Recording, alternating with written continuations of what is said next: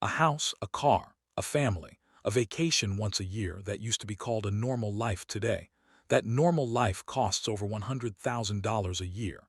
And the median American household earns $59,000. Let that sink in. You're not broke because you spend too much on coffee. You're broke because the math stopped working. And nobody told you stay with me. Because by the end of this video, you'll know exactly where you stand. And more importantly, what to do about it. Let's define normal in 2026. What does it actually look like? A median-priced home, a couple of cars, groceries for a family of 4, health insurance, utilities, childcare, one vacation, some retirement savings, that's it. No luxury, no yacht, just normal. Here's the brutal math. Mortgage on a median U.S. home, $487,000 at today's rates. That's $2,900 a month. Just the mortgage, 2 car payments. Average is $735 per car. That's $1,470 a month. Groceries for a family of 4. USDA says $1,200 a month now. Health insurance. If your job doesn't cover it fully, $800 a month minimum for a family. Utilities, phone, internet, streaming. That's another $500 easily. Childcare. This one hurts. Average daycare in America, $1,400 a month per child. And let's not forget retirement savings. Experts say you need 15% of your income. We'll come back to that. Add it all up, you need to earn $113,000 a year just to live a normal, average, nothing fancy American life in 2026. But here's the part nobody wants to say out loud. Stay with me here. Only the top 20% of American households earn $113,000 or more. That means 80% of Americans, 4 out of every 5 people, literally cannot afford the standard life that TV, movies, and social media tell them they should have. And it gets worse. Most people don't know this. But from 2020 to 2026, home prices went up 47%. Car prices went up 30%. Groceries went up 25%.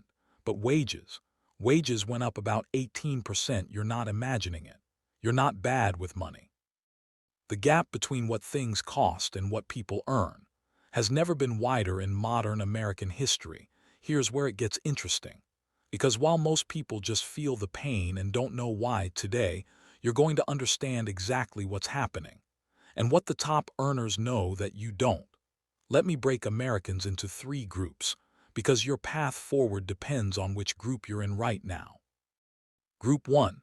The squeezed middle. This is the most common American in 2026 household income between $60,000 and $100,000. You dollars probably own a car, maybe rent or have a starter home.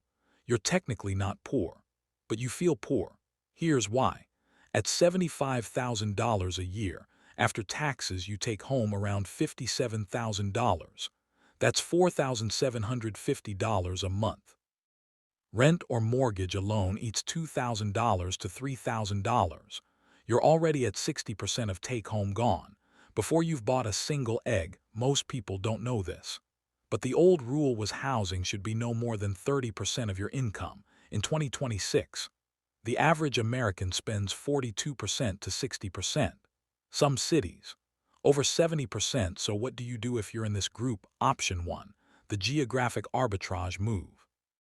Cities like Austin, San Francisco, and Miami have priced out normal earners.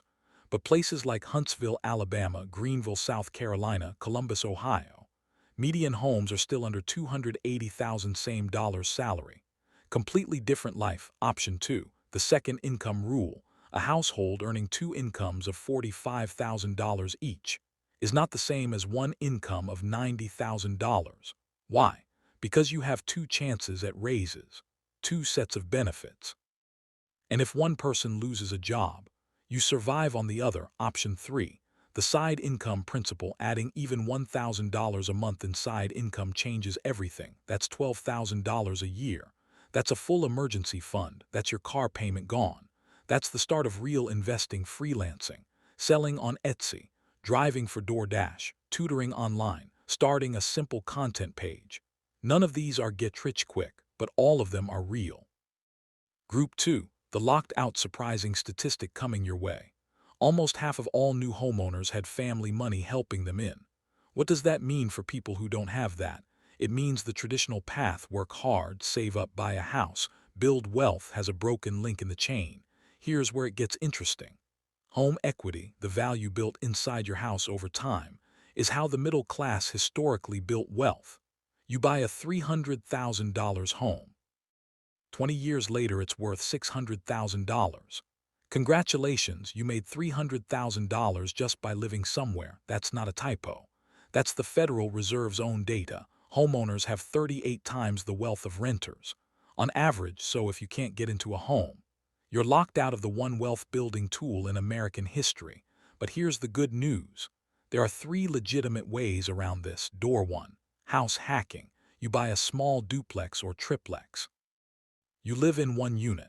You rent out the others. Your tenants literally pay your mortgage. Many people get into their first property this way with almost no money coming out of their own pocket monthly. Door 2. REITs. REIT stands for Real Estate Investment Trust. Think of it like buying a tiny piece of thousands of apartment buildings and shopping centers. Without owning a single property yourself, you can start with $50. Some are available inside a Roth IRA. That's a special retirement account where your money grows completely tax-free. I'll do a full video on that soon. Door 3. The geographic patience play. Prices in expensive cities are high, but not everywhere is expensive. Research emerging markets. Cities growing fast now where prices are still low. Get in early. Most people don't know this. But Detroit, Cleveland, and Memphis have median homes under $180,000. And rental yields that investors in California would dream about. Group 3.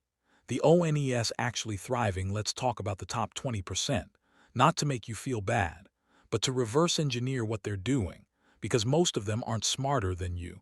They just know a few things that weren't taught in school. Habit 1. They pay themselves first, before rent, before groceries, before Netflix. A set amount goes automatically into investments. It's called a 401k if your job offers it. That's a retirement savings account where your employer often matches what you put in. That's literally free money, and the government lets it grow without taxing it every year. If you have a 401k at work and you're not maxing out the employer match, you are leaving free money on the table every single month. Habit 2. They think in assets, not expenses.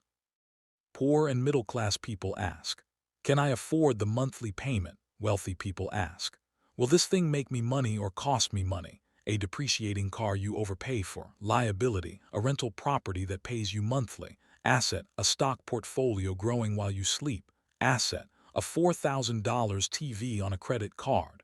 Liability. Habit 3. They protect their income first. Before trying to get rich, they make sure they can't get wiped out. Emergency fund, 3 to 6 months of expenses, sitting in a high-yield savings account. Not a regular bank account. High yield. The kind that actually pays you 4% to 5% interest just for having money there. If you don't have this yet, this is your first assignment after this video. The honest reality: here's the truth nobody on the internet wants to say. In 2026, a single income will not cut it for most families in most cities. The dream of one person working while the other stays home. It exists, but it requires either a very high income, a very low cost of living area, or both. That's not hopeless. That's just the new math, and knowing the math is the first step to beating it. Most people spend their whole lives feeling financially behind, but never understanding why. You now understand why. That puts you ahead of 90% of people who will watch their paycheck disappear this month and blame themselves. Let's recap what we covered today. The cost of a normal American life in 2026 is over $113,000 a year.